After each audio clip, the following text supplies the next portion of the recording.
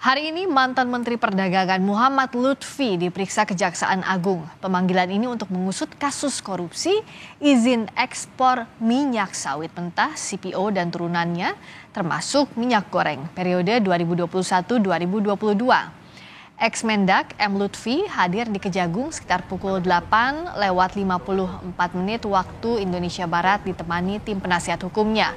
Setibanya di Kejaksaan Agung, M. Lutfi dan tim penasihat hukumnya langsung memasuki gedung Bundar Jaksa Agung Muda Tindak Pidana Khusus Jampitsus Kejagung RI tanpa mengeluarkan statement apapun. Diketahui sebelumnya, agenda ini merupakan agenda kedua, di mana pada agenda pemanggilan pertama 2 Agustus lalu, M. Lutfi tidak dapat hadir. Penyidik Jampitsus Kejagung memanggil M. Lutfi terkait perkara korupsi izin ekspor minyak sawit mentah atau CPO dan turunannya yang terjadi di periode tahun 2021-2022. Diketahui pada saat itu M. Lutfi masih menjabat sebagai Menteri Perdagangan. Oke, makasih ya. Sebelumnya pada 24 Juli lalu, Menko Perekonomian yang juga Ketua Umum Golkar Erlangga Hartarto sempat diperiksa Kejaksaan Agung terkait kasus yang sama. Erlangga bahkan diperiksa penyidik Kejagung selama 12 jam dengan total 46 pertanyaan terkait kasus korupsi izin ekspor minyak sawit mentah atau CPO dan turunannya, termasuk minyak goreng.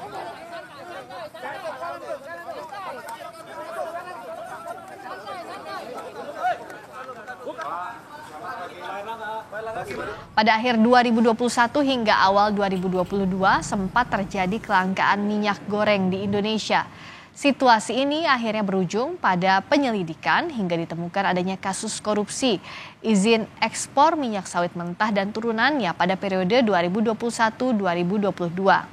Dalam kasus ini, Kejaksaan Agung menetapkan 3 perusahaan sebagai tersangka korporasi dengan 5 terdakwa, termasuk mantan Dirjen Perdagangan Luar Negeri Kementerian Perdagangan Indra Sari Wisnuwardana, serta penasihat kebijakan dan tim asistensi Menteri Koordinator Bidang Perekonomian Webinanto Halimjati alias Lin Che-wei. Akibat kasus ini, negara mengalami kerugian hingga 6 triliun rupiah lebih.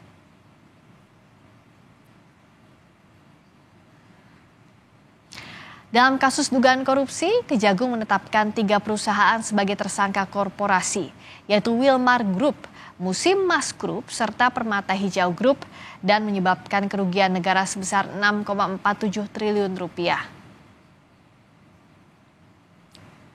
Sebelumnya, Mahkamah Agung telah menetapkan vonis terhadap 5 orang terpidana, yaitu Indra Sari Wisnuwardana, mantan Dirjen Perdagangan Luar Negeri Kemendak yang divonis 8 tahun penjara, Komisaris PT Wilmar Nabati Indonesia, Master Parulian Tumanggor, divonis 6 tahun penjara, sementara pihak swasta yang diperbantukan Kemendak untuk ekspor minyak goreng Lin Che-wei telah divonis 7 tahun penjara. GM General Affair PT Musimas Pierre Togar Sitanggang divonis 6 tahun penjara, serta Senior Manager Corporate Affair PT Victorindo Alam Lestari Stanley Ma telah divonis 5 tahun penjara. Untuk informasi terkait pemeriksaan ex-Mendak M. Lutfi di Kejagung, kita sudah terhubung dengan Dian Silitonga, jurnalis Kompas TV, langsung dari Kejaksaan Agung. Dian, sudah hampir 8 jam M. Lutfi diperiksa, tapi tampaknya kita mendapatkan gambar terbaru dari Kejaksaan Agung. Kami masih menunggu informasi siapa yang tadi baru masuk ke mobil tahanan Kejaksaan Agung. Tapi tampaknya masih kita harus cari tahu itu terkait dengan kasus apa. Dan saat ini sudah terhubung Dian Silitonga di sana. Dian, bagaimana perkembangan pemeriksaan M. Lutfi saat ini? Ya, Friska, Muhammad Lutfi saat ini masih diperiksa oleh penyidik Kejaksaan Agung. Artinya memang seperti yang Anda katakan tadi sudah lebih dari 8 jam Muhammad Lutfi diperiksa. Nah, Muhammad Lutfi ini diperiksa sebagai saksi dalam kapasitasnya sebagai saksi dalam kasus dugaan korupsi izin ekspor minyak sawit mentah atau CPO dan turunannya pada periode akhir 2021 hingga April 2022 yang lalu. Nah, pemeriksaan Muhammad Lutfi hari ini merupakan pengembangan dari pemeriksaan 3 tersangka korporasi yang sebelumnya sudah ditetapkan oleh Kejaksaan Agung. Mereka adalah Wilmar Group, Permata Hijau Group, dan juga Musimas Group yang kemudian diduga ketiga korporasi ini bermufakat jahat untuk melakukan proses penerbitan persetujuan ekspor, di mana Kementerian Perdagangan ini posisinya adalah sebagai lembaga yang berwenang memberikan izin ekspor minyak sawit mentah tersebut. Sehingga memang pemeriksaan Muhammad Lutfi tentu diperlukan untuk didalami keterangannya terkait dengan sejauh mana pengetahuan dan keterlibatan Lutfi dalam kebijakan terkait dengan izin ekspor minyak sawit mentah tersebut. Apalagi kita ingat waktu itu ada aturan terkait wajib pemenuhan kebutuhan domestik dan juga pemberlakuan harga domestik yang kita kenal dengan DMO dan juga DPO.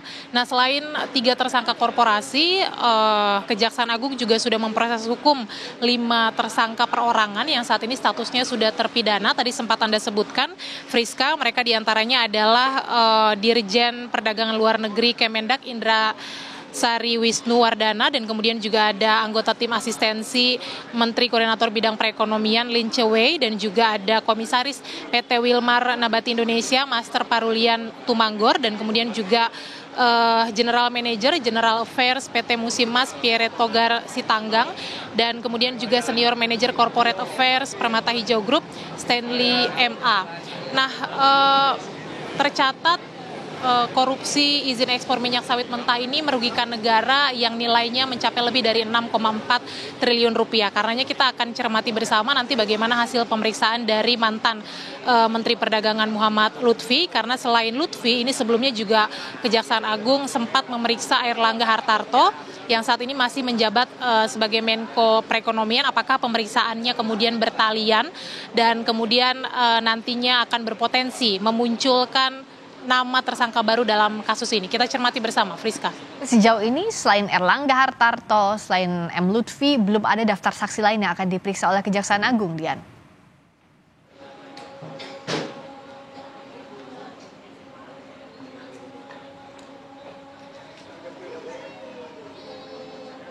Oke, tadi Dian Sritonga melaporkan dari Gedung Kejaksaan Agung Jakarta, yang melaporkan bahwa Ex-Mendak M. Lutfi saat ini masih diperiksa di Kejaksaan Agung dalam kasus izin ekspor minyak goreng.